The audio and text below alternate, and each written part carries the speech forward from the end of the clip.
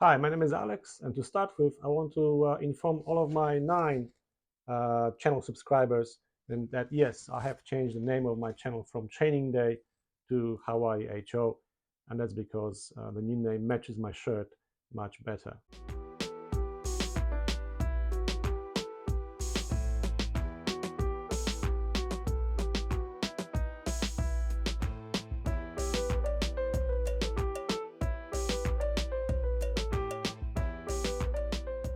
I am keen to start working on scenicking these cliffs. In addition to scenery products already purchased, I want to also make my own. I will start with the bushes. I will make my bushes out of the coconut fiber basket liners. I'm going to tease out a whole bunch of fibers and then make them into a little clumps.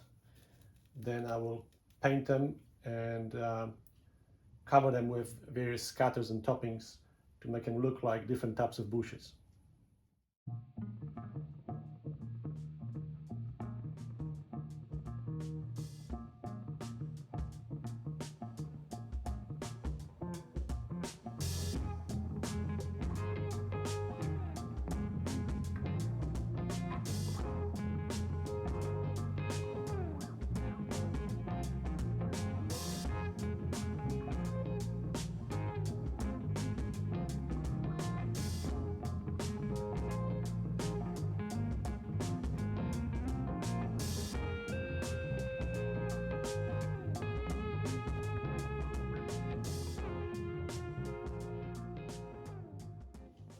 So I've made 16 of these bush armatures, and I'll paint them with a brown and dark green color, uh, and then sprinkle them with these ground covers and scatters. I've got some knock leaves, just some random green ground cover, and also I'm going to try a 2 mm static grass and see what happens.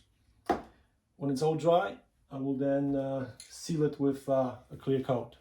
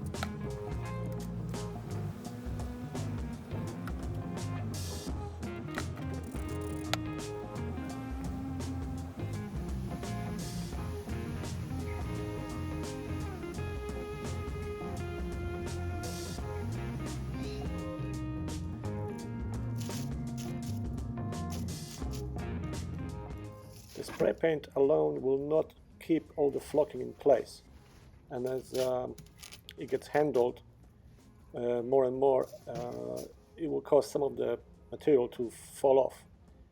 So I'll prevent that by spraying all of the bushes with a clear coat.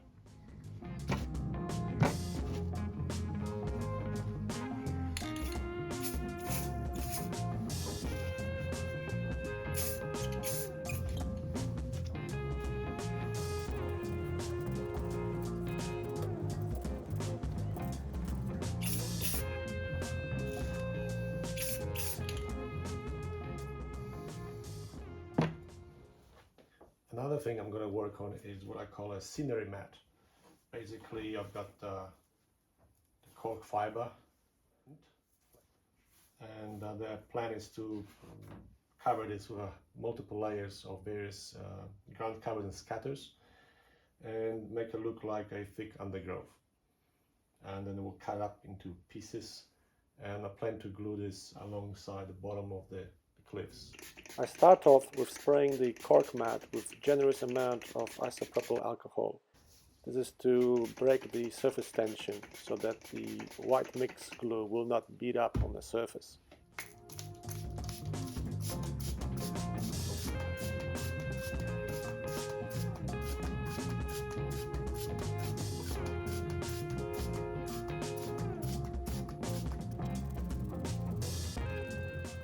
Once I have the glue down, I apply layers of coarse turf and ground foam products, basically making a pizza pie out of it.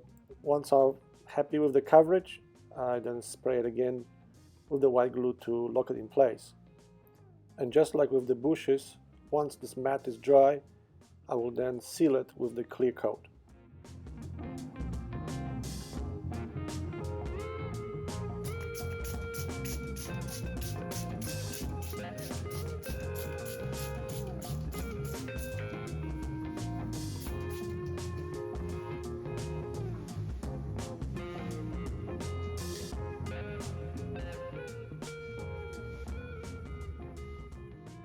Along the bottom of the rocky cliffs, I will have a thick ground cover, various bushes and shrubs, and smaller trees. Uh, as I get higher, I want to have more mature trees. And I was thinking about making something that looks like a tree canopy. Now, Woodland Cynics makes a tree canopy kit. Uh, and I liked the idea, so I ventured out into my backyard in search of something that's suitable.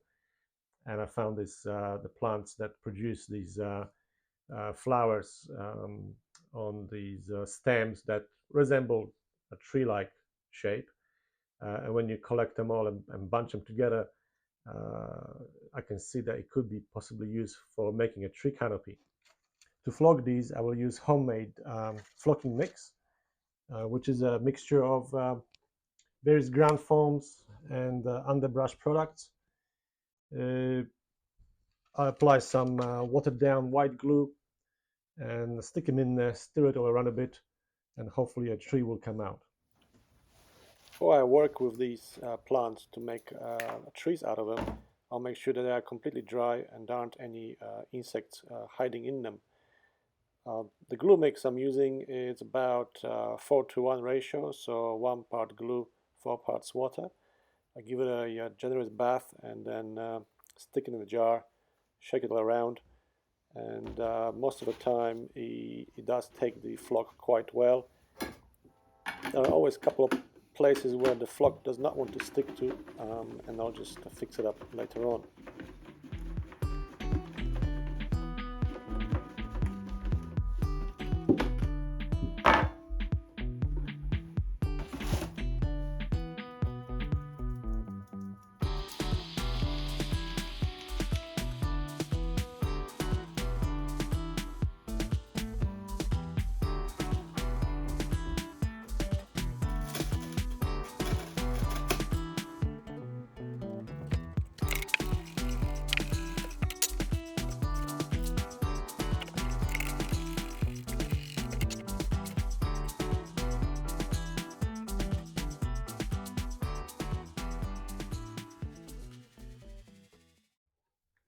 Next, I will work on these nature trees by Noch.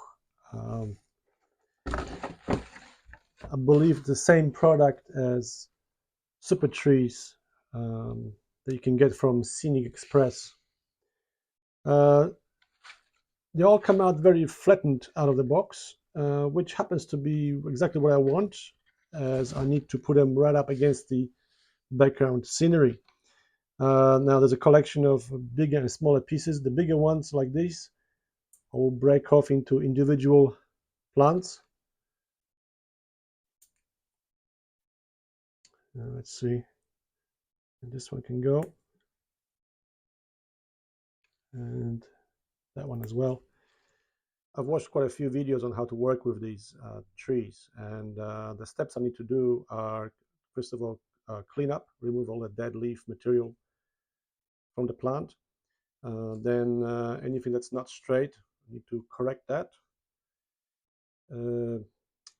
Then paint them, and finally flock them. The process of removing the dead leaves from each plant can get tedious at times. and I found it mildly infuriating occasionally. So some patience is required, or otherwise it will become a very frustrating task.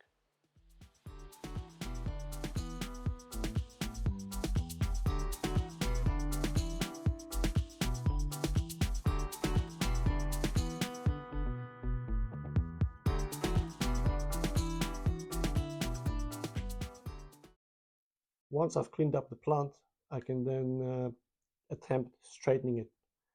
I will use the soldering iron method.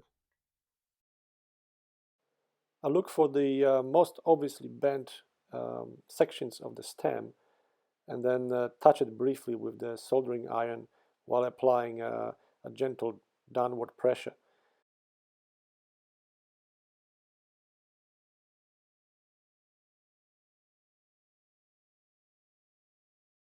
The thicker part of the stems require a bit more work and a bit more pressure applied to it, but need to be careful not to overdo it, otherwise it will break quite easily. And now it's ready for painting. I'm using a dark grey spray paint, and with the exception of the trunk, I am spraying the viewer facing side only.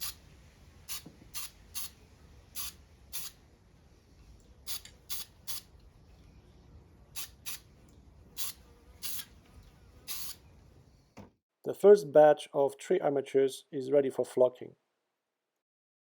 I will use selection of fine ground foams. The brighter ones will be used for highlights. I also have some medium green and light green knock leaves as well.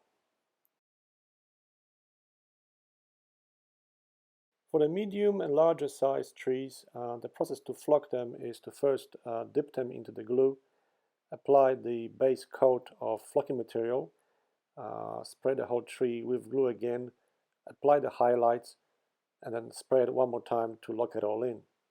For the smaller trees and saplings, I skipped the step where I applied the base coat of flocking material and used the knock leaves only.